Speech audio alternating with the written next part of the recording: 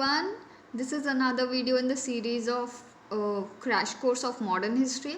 तो जो भी हमने इससे पहले बात की हम उन सबको एक बार रिवाइज करते हुए इस वीडियो में आगे बढ़ेंगे, ठीक है।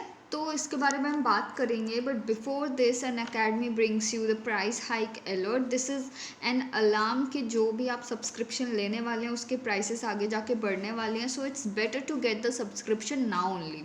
You can get 10% extra off by using the code SIMPLEYT, SIMPLEYT. So go for the subscription now. An Academy brings you the Aspire program. जो इनका Aspire program होगा, इसमें जितने भी सिविल सर्विस एस्पिरेंट्स है वो सब के सब फ्री मॉक टेस्ट दे सकते हैं। ये टेस्ट का जो पैटर्न होगा वो प्रीलिम्स पेपर 1 जो कि जीएस का पेपर होता है उसके बेसिस पर ही होगा, और इसकी डेट्स काफ़ी ज़्यादा कंफर्टेबल हैं क्योंकि ये हर महीने 10th और 25th, ठीक है, ये डेट्स को कंडक्ट किया जाएगा, like on all the 10th and 25th of every month. Fine. And those who manage to come under top 50 उनको एक्साइटिंग प्राइजेस और स्कॉलरशिप्स भी दी जाएंगी अन अकेडमी की तरफ से। So this test is going to be held on 25th of October now at 10 AM sharp. So go and enroll for it now. An Academy brings you 3 different kinds of courses.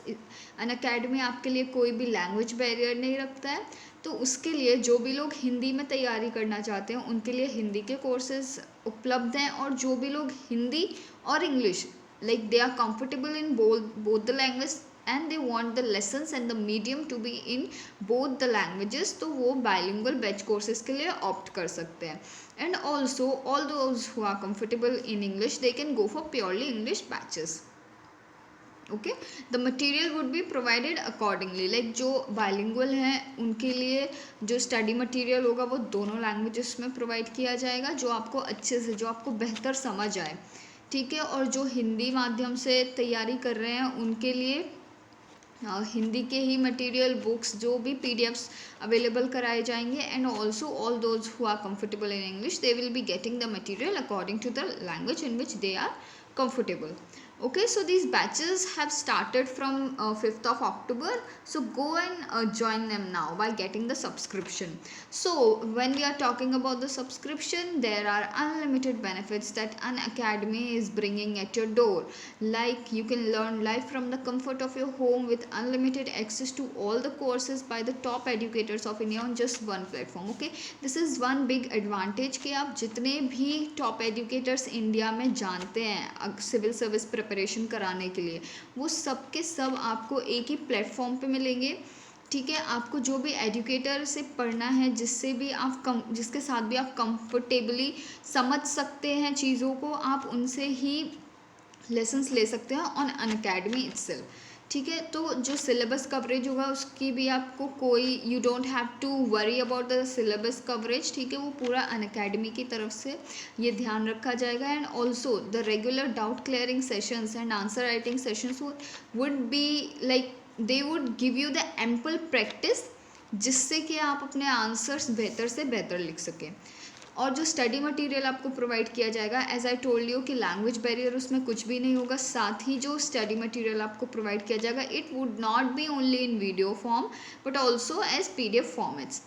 all these things, you know, you are preparing for the examination which is really tough, and you need you need to introspect yourself, you need to introspect while preparing for the examination. तो जब आप खुद को analyze करना चाहते हैं, when you want to analyze your preparation, how much you have learned, what are the mistakes that you are regularly committing, उनको कैसे rectify किया जाए, तो वो सब चेकअप करने के लिए you will have to take the live test series, जिसमें आपके स्कोर के बेसिस पे आप खुद को जज कर सकते हैं, आप किस पॉइंट में मिस्टेक कर रहे हैं वो जान सकते हैं। Okay, and this would be an all India series, ठीक है। इसमें आपको जो रैंक दी जाएगी, इसमें आपको जो भी पोजीशन दी जाएगी, ये पूरी इंडिया के बच्चों के साथ competition level, like you know the competition would be there, so you can get so that you can learn to write the exam while having that pressure in your mind that you are competing with a lot of students out there. आपको ये जो पूरी process है, इस process के दौरान आपको एक पर्सनल मेंटोर दिया जाएगा who would guide you through this entire preparation.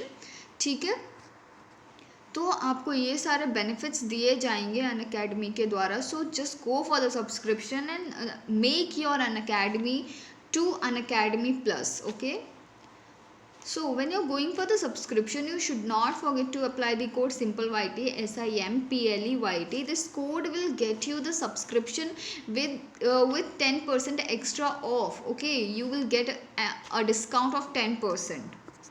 So this is Unacademy's Champions Conclave. This is one such session that would, like, there would be the toppers of UPSC Civil Service 2019 who would guide you, who would give you tips and tricks. And in this session you would be getting the guidance, the strategies and the plans from the ones who have already cracked the exam. Okay, this is very big advantage to all the civil service aspirants who are preparing for the next exam. Okay, so this is free to attend conclave. You can go and watch it anytime. Like the timing would be from 10 AM to 12 AM. ये जो अभी daily current affairs test series है, ये free of cost है first of all. Then जो 7:30 like 7:30 शाम को daily आपको क्विज़ दी जाएगी, 20 क्वेश्चंस की होगी, 20 मिनट के लिए, 40 मार्क्स की। ठीक है, इसके एंड में आपको टेस्ट एनालिसिस रिपोर्ट दी जाएगी, जिसके बेसिस पे you can analyse that how much you have learn from the things that are going on around the world, how much you are updated. ठीक है, see these are the channels and the links are given below. You can just click the links and reach out to our channel. The YouTube link, the Telegram and Facebook, all the links are given below, so do click them now and join our channels. Now we are studying the Bengal famine. Okay, तो जब हम Bengal famine के बारे में पढ़ रहे हैं, सबसे पहले इसकी जो ईयर है वो 1770 में ये फैमिन मतलब क्या? फैमिन एक ऐसी सिचुएशन है जहाँ पे काफ़ी ज़्यादा स्टारवेशन होता है। स्टारवेशन मतलब भुखमरी होती है।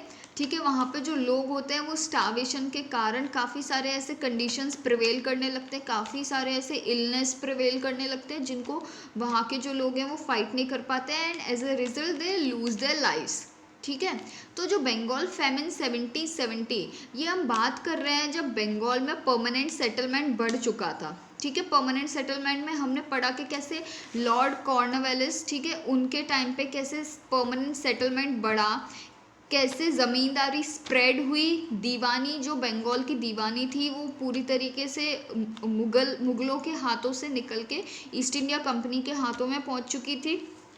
ठीक है, और वहाँ पे काफ़ी ट्राइड एंड टेस्टेड मेथड चल रहे थे एडमिनिस्ट्रेटिव पॉलिसीज़ बनाने के। ठीक है, तो ये जब ये सारी चीज़ें वहाँ पे हो रही थी तो इनका रिज़ल्ट क्या था? इनका रिज़ल्ट था बंगाल फैमिन। ओके, अब आप बोलेंगे कि ये जो पॉलिसीज़ ट्राई वहाँ पे की जा रही थी तो उससे फैमिन का क्या रिलेशन है? सी दिस बंगाल फैमिन जो 1770 में आई थी, this was one of the worst disasters of pre independent India. ठीक है, प्री इंडिपेंडेंट इंडिया से पहले की सबसे गंदा अगर कोई डिज़ास्टर था तो वो यही था, क्योंकि ये अंडर ईस्ट इंडिया कंपनी उनके नेग्लिजेंस, उनके इग्नोरेंस की वजह से approximately 1/3 of the population of Bengal perished. ठीक है, तो अब हम इसके बारे में पढ़ेंगे कि क्या क्या रीजंस थे, उनके क्या रिजल्ट हुए, वो सब हम इस वीडियो में पढ़ेंगे। Okay, so first of all we need to know that what were the causes for this famine. ठीक है, so first of all see, ये जो फैमिन थी ये कौन से पार्ट्स में आई? अब बंगाल फैमिन जो थी it majorly affected the lower Gangetic plains. ठीक है, तो अब इसमें ये था कि जो बंगाल के साइड का एरिया, जो बिहार रीजन्स है, वो सारे जो एरियाज थे बंगाल और बिहार के, वो majorly like they were the most effective areas, वहाँ पे सबसे ज़्यादा अफेक्ट हुआ था। 1769 से 1773 के बीच में almost 1/3 of the population of Bengal perished. ठीक है, आप समझ रहे हैं, 1/3 पॉपुलेशन लुप्त हो गई थी, खत्म हो गई थी 1/3 पॉपुलेशन बंगाल की। ठीक है, तो the epidemics were spreading day by day और जो स्टार्वेशन था वो भी बढ़ता जा रहा था। लेकिन क्या हुआ, जो ईस्ट इंडिया कंपनी थी उन्होंने इस बात को ध्यान नहीं दिया, they neglected the situation. As I told you that East India Company, they were keen on expanding their trade only, they were keen on getting more and more benefits from the revenue. उनको नहीं पड़ी थी लोगों की उस time पे. And this entire scenario, this led to Bengal famine. The worst affected areas were Bengal, Assam, Orissa, Jharkhand, Bangladesh, etcetera. ठीक है. अब हम कॉजेस अगर देखें तो company was only interested in maximising. See first मैंने आपको बोला कि वो उनको सिर्फ और सिर्फ उनका ट्रेड बेनिफिट चाहिए था. So company was always interested in maximising revenue and profits for itself. जो दीवानी थी ईस्ट इंडिया कंपनी को दे दी गई थी बंगाल की. ऑल्दो जो नवाब थे वहाँ के, वो नवाब थे, still the nawabs were existing, लेकिन they were only the nominal head. वो सिर्फ नाम के हेड थे वहाँ पे. उनका like the real power was resting under the company's head. ठीक है. तो जो नवाब थे उनके पास सिर्फ जुडिशियल और पॉलिटिकल पावर थी. उसमें भी जो ईस्ट इंडिया कंपनी थी उनका काफ़ी इन्फ्लुएंस रहता था. मैंने आपको बताया था nawab was only a nominal head at that time when the East India Company was having the diwani under the control. ठीक है. तो अब जब दीवानी उनके अंडर है, जो टैक्स कलेक्शन का जो राइट है वो ईस्ट इंडिया कंपनी के पास है. जितने भी इकोनॉमिक अफेयर्स हैं उस पर्टिकुलर रीजन में, बंगाल की हम बात कर रहे हैं, तो वो सब के सब ईस्ट इंडिया कंपनी के ही अंडर आते थे. फाइन. तो they were only interested in maximizing the profits that they could get out of people's income. ठीक है. लोगों की तो इनकम थी नहीं. Out of the lands that people have, out of the farms that the people have. तो उनसे ही वो अपना रेवेन्यू बढ़ाना चाहते थे. They never looked after the people's condition, the land's condition. They just wanted the revenue from the people any how.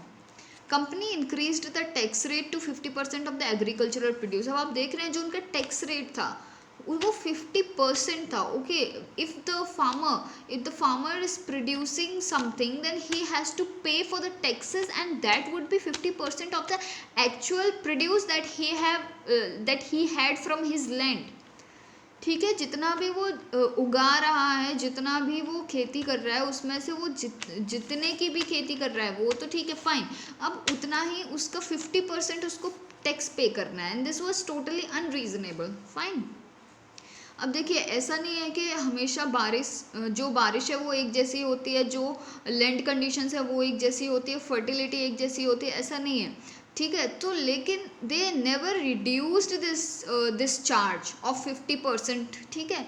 वो हमेशा 50% ही लेते थे. They never paid attention to whatever conditions the farmers were going through. Farmers who stored excess had to face large amount of taxes. देखिए, अब जो farmers ने already, जब टैक्सेस कम थे तो जो फार्मर्स थे उन्होंने काफ़ी सारी जो कमोडिटीज़ हैं वो स्टोर करके रख ली थी. काफ़ी सारा उनका जो प्रोड्यूस था वो स्टोर करके रख लिया था.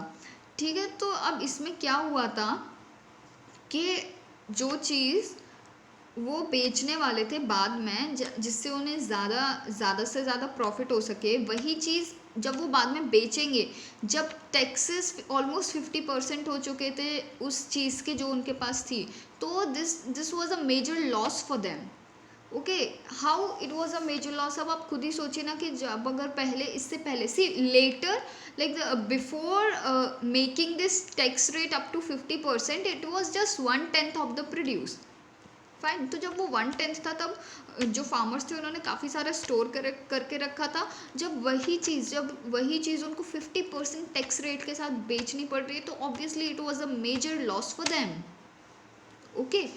सो it was like caused the British forced farmers to harvest farmers who stored excess had to face large amount of taxes. The British forced farmers to harvest cash crops like poppy and indigo for export rather than the food crops like paddy. This resulted in shortage of grains of the people. अब देखिए, अब सबसे पहली बात ये है कि they were just ordering the farmers to grow this and this crop. ठीक है. वो आपसे पूछते नहीं थे कि आप कौन सी क्रॉप उगा रहे हैं या आप कौन सी क्रॉप उगाना चाहते हैं. They just order, they were forcing the farmers to grow the crops that could fetch them profit. ठीक है, जो ईस्ट इंडिया कंपनी को प्रॉफिट लेकर आएगा वो वही क्रॉप्स उगाने के लिए बोलते थे. तो उन्होंने बंगाल में बहुत खेती करवाई पॉपी और इंडिगो जैसी क्रॉप्स की. ठीक है, ये चीज़ें काफ़ी ज़्यादा हाई डिमांड में थी उस टाइम पे. ब्रिटेन में काफ़ी ज़्यादा पैसे मिलते थे इसके, तो इसीलिए ईस्ट इंडिया कंपनी ने इंडियन फार्मर्स को फोर्स किया ये उगाने के लिए. अब जब हमने ये जो पर्टिकुलर क्रॉप्स की बात कर रहे हैं, जब इनको उगाया तो इनको उन्हीं खेतों पे उगाया ना जहाँ पे आप पहले वीट एंड राइस ग्रो करते थे. अब जब वीट और राइस ग्रो नहीं कर रहे हो तो लोगों को खाने के लिए कहाँ से आएगा. Okay, so this resulted in shortage of grains for the people. तो अब आप देख रहे हैं कि स्टारवेशन की कंडीशन कैसे आ गई. तो मेनली जो हम देखें तो the cause was that the company it totally neglected the plight of the farmers. It also to a large extent was because of company's tax and revenue system. ठीक है, उनकी जो भी पॉलिसीज थी टैक्स और रेवेन्यू कलेक्ट करने की वो काफ़ी गलत थी. And apathy of companies official to rising starvation. ठीक है, उन्होंने जब स्टारवेशन इनिशियली बढ़ रहा था, जब स्टारवेशन होना स्टार्ट हुआ था, तो उस टाइम पे जो कंपनी के ऑफिशियल्स थे उनको they must have paid attention but they never paid attention to the people's condition as I told you. Fine, तो ये उनके नेग्लिजेंस और इग्नोरेंस की वजह से ही कंडीशंस आई थी. Minor shortage of crops in 1768 which was not an alarming situation. ठीक है, जब 1768 में मैंने आपको बोला कि शॉर्टेज हुई थी, तो 1768 में जो शॉर्टेज हुई थी that was not an alarming situation. But later on 1769 there was a monsoon failure followed by severe drought. ठीक है, अब जो बंगाल का एरिया था वहाँ पे एक तो बारिश नहीं हुई, ऊपर से ड्रॉथ भी, सूखा भी पड़ गया. So this began the starvation deaths. And these deaths were, even though the deaths were there, but these deaths, the starvation deaths were ignored by the officials of East India Company. By 1770 the death count was increasing and almost 10 million people fell victim to this man made devastation. अब आप देख रहे हैं कि कम से कम 10 million people की death हो गई थी ये जो disaster था इसमें. And this was a man made devastation. okay, इसमें किस नेचर ऑब्वियसली इन्वॉल्व था, लेकिन इसको कंट्रोल किया जा सकता था. नॉट इवन कंट्रोल, लेकिन इतने सारे डेथ्स को कंट्रोल किया जा सकता था. लेकिन ये स्टारवेशन डेथ्स, और स्टारवेशन डेथ्स के साथ साथ जो फैमिन ट्रिगर्ड एपिडेमिक्स है वो भी काफ़ी बुरी तरीके से फैल रही थी. तो उनके फैलते फैलते approximately 10 million people were killed in this, the disastrous incident. The company continued to collect taxes from farmers who could pay by further increasing the tax rate to make up for the loss in agricultural revenue. अब आप देखिए, ये famine के बावजूद भी, famine इतना खतरनाक famine होने के बाद भी, जो महामारी अगर आप बोलेंगे तो सी उन्होंने जो ईस्ट इंडिया कंपनी थी, they still continued to collect the taxes. They were still asking for the revenues. Those who all those who could pay, they were asking, like the East India Company was asking from the taxes from them. And also they were asking in larger amounts now, क्योंकि उससे पहले उनको famine की वजह से loss हुआ था, तो famine के बाद भी, like when during the famine itself they were asking the farmers, the zamindars, to make up for the loss, to compensate the loss that they have gone through because of this famine. So this was really like the condition of the people were very bad at that time. So you can see here, ये picture देखने में ही कितना गंदा लग रहा है. Okay, you can just imagine the plight of the people. They are hungry, they are ill, they are sick. Okay, they do not even have the place to live. Just look at this picture. This is so, like, this picture shows that what East India Company has done to the people, how it had treated people of Bengal during the famine. तो ये आप देख सकते हैं picture. Okay, so what were the result of this famine? Globally, the profit of East India Company increased from 15 million rupees in 17. Okay, these are the things we are talking in the global scenario. अभी अगर हम सिर्फ बंगाल की बात करें कि बंगाल में इसका रिजल्ट क्या था, तो पहली चीज़ मैंने आपको बताई कि ऑलमोस्ट 1/3 पॉपुलेशन खत्म हो गई थी बंगाल की। जो लैंड था, जो जहाँ पे पहले काफ़ी सारे लोग रहते थे, वो डीपॉपुलेट हो गए थे, क्योंकि ना ही वहाँ लाइक ड्रॉट हुआ था, सूखा पड़ा था, तो जितने भी उनके एग्रीकल्चरल प्रैक्टिसेस थे, जितने भी एग्रीकल्चरल लैंड्स थे, वो सारे अब बैरन हो गए थे, they were not of any use. तो ऐसे सारे एरियाज खाली होते गए, agricultural lands became jungle for years, ठीक है। तो वहाँ पे डेकॉइट्स आके रहने लगे थे, इसकी वजह से जो क्राइम रेट था वो भी काफ़ी बढ़ गया था, लूट पाट भी काफ़ी होने लगी थी उस टाइम पे बंगाल में। फिर क्या होता है, हम ग्लोबली अगर रिजल्ट की बात करें कि ग्लोबली इसका रिजल्ट क्या था, तो globally the profit of East India Company increased from 15 million rupees to 1765 to 30 million. देख रहे हैं आप, जब इंडिया में सूखा पड़ा था, जब इंडिया में 10 मिलियन पीपल की डेथ हो गई थी, उस टाइम पे 1765 और 1777 के बीच में ईस्ट इंडिया कंपनी ने काफ़ी प्रॉफिट कमाया इंडिया से ही, fine, without even taking care of the people's health condition, without even taking care of the people's economic condition. They asked for the revenues, they asked for the taxes from the farmers, और जब उन्होंने नहीं किया तो काफ़ी atrocities हुई थी उस टाइम पे उनके ऊपर, ठीक है। Despite the soar in profits, the company continued to suffer financially and influenced parliament to pass the Tea Act in 1773, ठीक है। ये इतना सारे प्रॉफिट होने के बाद भी जो कंपनी थी, जो ब्रिटिश ईस्ट इंडिया कंपनी थी, वो ब्रिटेन में उनका जब एनालाइज किया गया, then they were still like going into the depression, they were still suffering the financial problems. और जब वो इतना सारा उनका फिनेंशियल प्रॉब्लम था, they asked for the loan from the British parliament, ठीक है, ब्रिटिश गवर्नमेंट में उन्होंने लोन मांगा। तो उस टाइम पे ये एक the act was passed to regulate the company's control over the Indian possessions. तो ऐसा था कि टी एक्ट 1773 में पास किया गया। तो अब ये जो टी एक्ट है, अगर मैं आपको शॉर्ट में बताऊं तो ये बोस्टन टी पार्टी 1773 में एक हुई थी। तो जो बोस्टन टी पार्टी थी वो मैसाचुसेट्स में थी। तो वहाँ पे ये था, it was a no taxation party, political protest जो कि रेज कर रहे थे अगेंस्ट ब्रिटेन। इसमें ये हुआ था कि जो भी लोग इंडिया से ट्रेड कर रहे थे, ठीक है, जितने भी लोग इंडिया से ट्रेड कर रहे थे उनके ऊपर जो इसकी like the T, the T, तो वो टी के लिए जो ट्रेड कर रहे थे इंडिया से, ब्रिटेन जो एक्सपोर्ट कर रहे थे, जो ईस्ट इंडिया कंपनी के थ्रू हो रहा था, तो उनके ऊपर टैक्स नहीं लग रहा था, ठीक है। उनके जो ट्रेड है, उनका जो एक्सपोर्ट इंपोर्ट है, उस पर टैक्स नहीं लग रहा था। तो इससे जो बाकी लोकल ट्रेडर्स थे ब्रिटेन में, उनको काफ़ी ज़्यादा लॉस हुआ था। तो इसकी वजह से, इसी के प्रोटेस्ट में उन्होंने बोस्टन टी पार्टी करके एक, there was a party that was consisted of members of Sons of Liberty, ठीक है। तो वहाँ पे उस टाइम पे वो पार्टी थी सन्स ऑफ लिबर्टी, एक ट्रेड यूनियन टाइप की, ठीक है। तो उन्होंने 342 चेस्ट ऑफ टी, ठीक है, जो टैंक्स आते थे, जो इंडिया से ब्रिटेन जो जो ट्रांसफ़र की जाती थी, टी जो ट्रांसपोर्ट की जाती थी, तो 342 चेस्ट ऑफ टी वो उन्होंने डंप कर दी थी हार्बर में, ठीक है। So this was the story behind the Tea Act in 1773।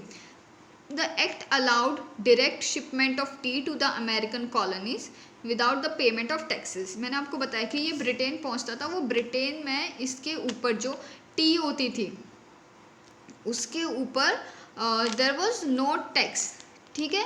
तो देयर वाज नो टैक्स, तो इसी के अगेंस्ट, टी एक्ट के अगेंस्ट ही बोस्टन टी पार्टी रेज हुई थी, ठीक है। तो इस टैक्स को बहुत लाइक ये जो टैक्स से एग्जाम्पशन उनको मिला था, ये काफ़ी गलत लगा था वहाँ के लोकल ट्रेडर्स को। लेकिन इसी एक्ट की वजह से ये एक्ट क्यों लाया गया था, क्योंकि the East India company was going through financial depression, उसकी वजह से उसको बाहर निकालने के लिए ये एक्ट लाया गया था।